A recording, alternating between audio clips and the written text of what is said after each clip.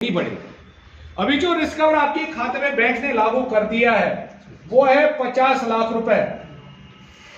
कितना है? 50 लाख। चाहे ऑफिसर है, चाहे डीजी साहब भी हैं या एक कांस्टेबल है, हर किसी के लिए रिस्क कवर 50 लाख है। अब इसमें रैंक का सिस्टम नहीं है।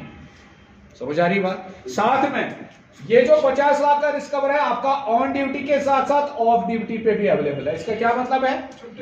अगर जवान छुट्टी पे भी है, वहां पे एक्सीडेंटल डेथ केस हो जाता है, उस केस में भी जवान की फैमिली को ये 50 लाख का रिस्क कवर मिलेगा। पहले ये रिस्क कवर खाली ऑन ड्यूटी हुआ करता था। समझ आ रही बात? साथ में 1 अप्रैल से आपका परमानेंट डिसेबिलिटी। परमानेंट डिसेबिलिटी का क्या मतलब है? अपंगता के बाद जवान कंप्लीटली अपाहिज हो जाए या नौकरी करने के लायक ना रहे, उस केस में भी बैंक उस जवान की फैमिली को 50 लाख का रिस्क कवर प्रोवाइड करेगा। Partial disability. पार्शियल डिसेबिलिटी का क्या मतलब है? एक्सीडेंट के बाद बॉडी का कोई एक अंग कट जाता है, जैसे एक बाजू कटा या एक टांग कटी, उस केस में भी बैंक ने आपका रिस्क कवर रखा है 50 लाख रुपए। और साथ में आपका air insurance. By air travel करते हवाई दुर्घटना में डेथ हो जाती है, उस केस में 1 करोड़ का इंश्योरेंस है बैंक की तरफ से। समझ आ रही है बात? साथ में आपका पेंशन और रिटायरमेंट के बाद आपके खाते में कितना रिस्क कवर होता है?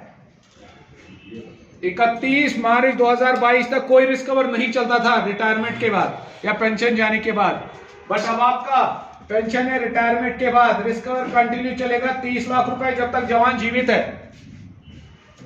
इसके बाद एक और बेनिफिट आपके खाते पे बैंक ने जोड़ दिया है, इसे हम कहते हैं एसबीआई रिश्ते।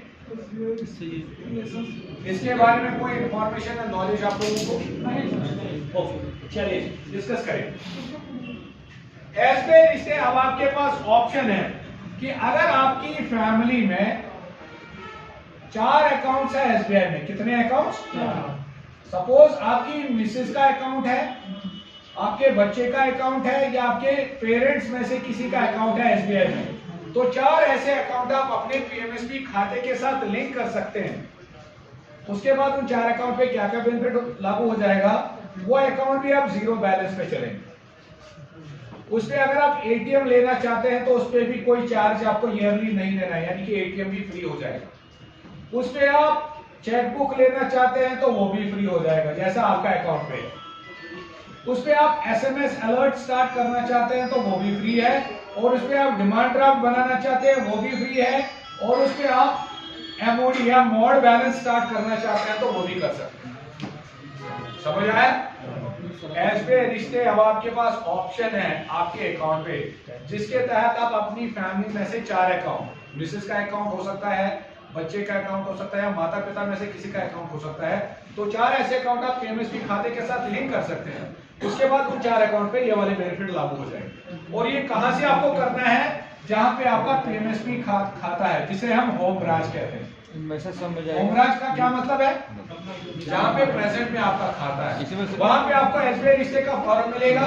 इसमें आपको वो 4 अकाउंट नंबर भी लिखने हैं, आपको अपना पीएमएसबी अकाउंट नंबर भी लिखना है, साथ में उन 4 अकाउंट होल्डर्स के आधार कार्ड का फोटोकॉपी लगेगा और आपके आधार कार्ड का फोटोकॉपी लगेगा, ताकि हमें आपस में रिलेशन पता चल सके। क्या समझ आ रही बात? क्लियर हो गया? इसका अगर आपको पीडीएफ भी चाहिए एसबीआई रिश्ते का, मैं अपना नंबर और फील्ड ऑफिसर का नंबर देके रखूंगा, ये मेरा नंबर रहेगा।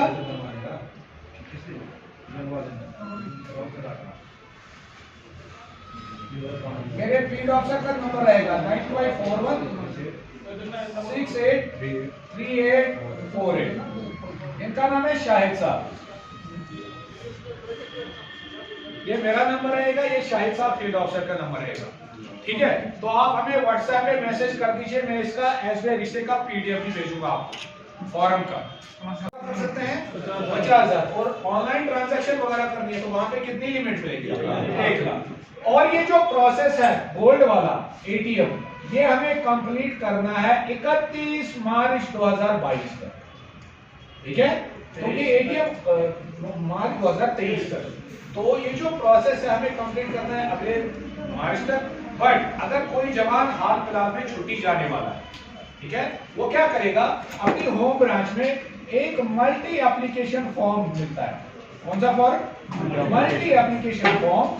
वो फिल करना है तो आपका 10-15 दिन में ये गोल्ड कार्ड आ जाएगा। और मल्टी एप्लीकेशन फॉर्म में ध्यान रखना है, 8th ऑप्शन है एटीएम को अप्लाई करने के लिए, वहां पे टिक करना है, ऑप्शन के सामने लिखना पड़ेगा कि गोल्ड कार्ड ले। और ये मल्टी एप्लीकेशन फॉर्म कुछ इस तरीके का है। मल्टी एप्लीकेशन फॉर्म आपको कुछ इस तरीके का मिलेगा, हर किसी ब्रांच में अवेलेबल। समझ आ रही बात? ये हो गया। ऊपर अकाउंट नंबर लिखना है, नीचे 8वां ऑप्शन है एटीएम के लिए, यहाँ पे टिक करना है, आगे ऑप्शन के सामने लिखना है कि मुझे कौन सा कार्ड चाहिए, गोल्ड, और साथ में अपने आधार कार्ड का फोटोकॉपी दे। ठीक है, क्लियर हो गया? तो यहाँ पे कोई कंफ्यूजन या क्वेश्चन है आपका तो पूछ सकते, ठीक है ना? चलिए, जहां पे कोई क्वेश्चन माइंड में आ रहा है साथ साथ में वो क्लियर करते जाइए। ठीक है, कि हमारी फैमिली में भी ये चीज पता होना चाहिए, आपको पता होना चाहिए। सही बात है, क्योंकि इसकी कार्रवाई ड्यूरिंग सर्विस आपका यूनिट या बटालियन करेगा from the office of 2IC Adam. 2IC Adam साहब कौन होते हैं? आपके अकाउंट्स ऑफिसर।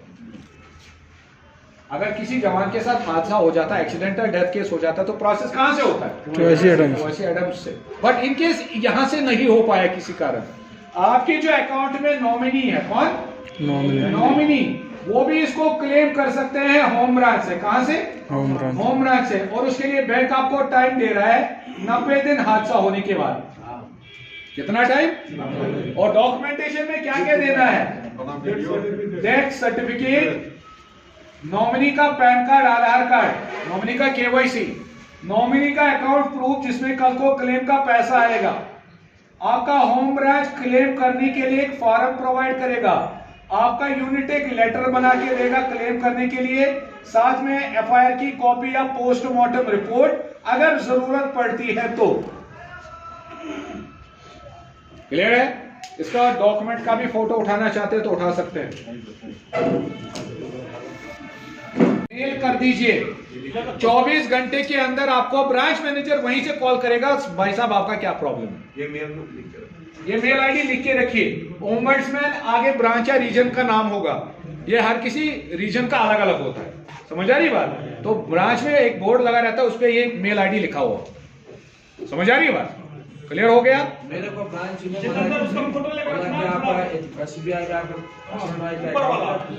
वही साहब कह रहा हूं, एक कस्टमर एक बैंक में, किसी भी बैंक में 2 अकाउंट रख सकता है।